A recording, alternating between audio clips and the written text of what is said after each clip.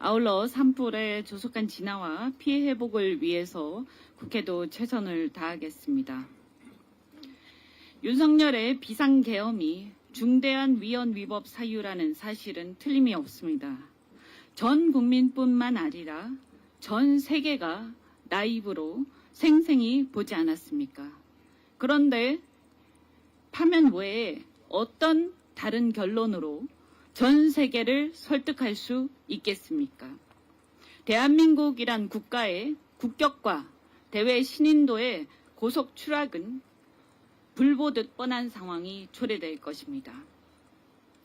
이에 대해서도 그동안에 윤석열의 비상계엄이 우리 경제에 초래한 막대한 피해, 경제 성장률의 추락, 그리고 각종 내수에 대한 침체에 대해서는 그동안 많이 말씀을 드렸으므로 생략하겠습니다.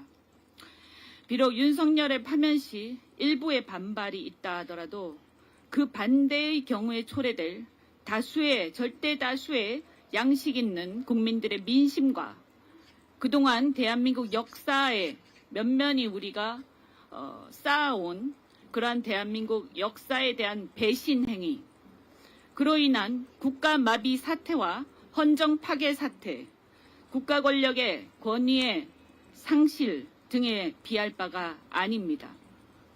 하루속히 윤석열을 파면하고 새로운 리더십을 세워서 대한민국의 정치적, 경제적 활력을 다시 불러일으키지 않으면 우리는 어디로 가는지 가늠할 수 없을 심각한 상황에 빠질 것입니다. 논리적으로 윤석열 탄핵은 찬반이 있을 수가 없습니다.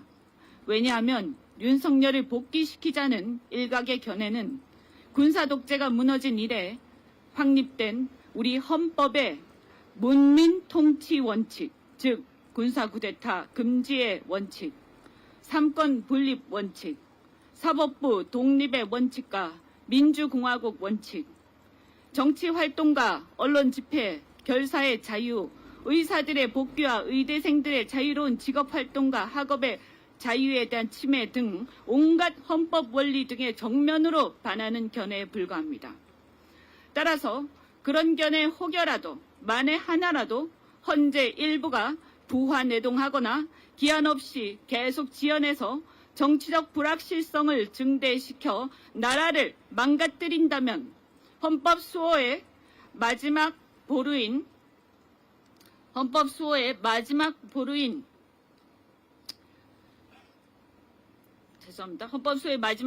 헌재 스스로가 헌법 질서를 파괴하는 자폭 행위를 한 셈이 되어 주권자인 국민들이 직접 저항권을 행사하는 수밖에 없게 됩니다.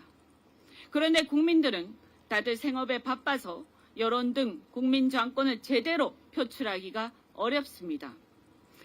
실상 지금 나오고 있는 국민 여론 자체도 그것보다 훨씬 더 파면의 여론이 높다고 저는 생각하지만 그것만으로 보더라도 압도적인 다수가 찬성하고 있는 상황입니다. 그런데 헌재는 도대체 지금 무엇을 하고 있습니까? 헌법 질서의 마지막 수호자인 주권자 국민입니다. 따라서 헌재가 계속해서 지연하고 혹여라도 그중에 일부가 다른 생각을 한다면 이제는 직접 국민들에게 마지막 의사를 물을 수밖에 없습니다.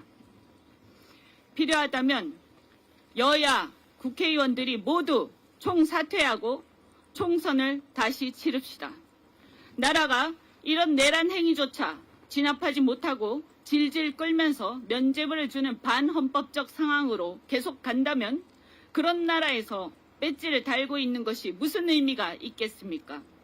어차피 이 정도 내란 상황이라면 국회를 차라리 재구성해서 체제를 정비하고 재출발하는 게 낫다고 생각합니다. 이건 보수나 진보의 문제도 진영이나 지역의 문제도 아닙니다.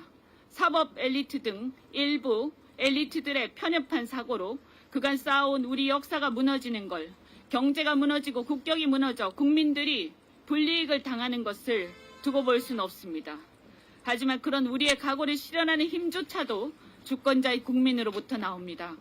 국민들이 나라의 운명과 역사에 대해 스스로 판단하고 책임지도록 침묵하는 다수의 국민들조차 주권자로서 책임있는 의사표시를 이제는 하도록 해야 합니다. 지금처럼 행정부의 수반이 헌정질서를 파괴했는데도 그를 견제할 사법부조차 헌법 수호에 소극적이고 국회조차 여당이 헌법을 배신하고 있다면 그 방법밖에 더 있겠습니까? 더 늦기 전에 헌재는 조속히 윤석열을 파면하고 대한민국이 새로운 리더십을 세워서 정치적 경제적 활력을 회복할 수 있도록 판단을 해주시기 바랍니다. 이상입니다.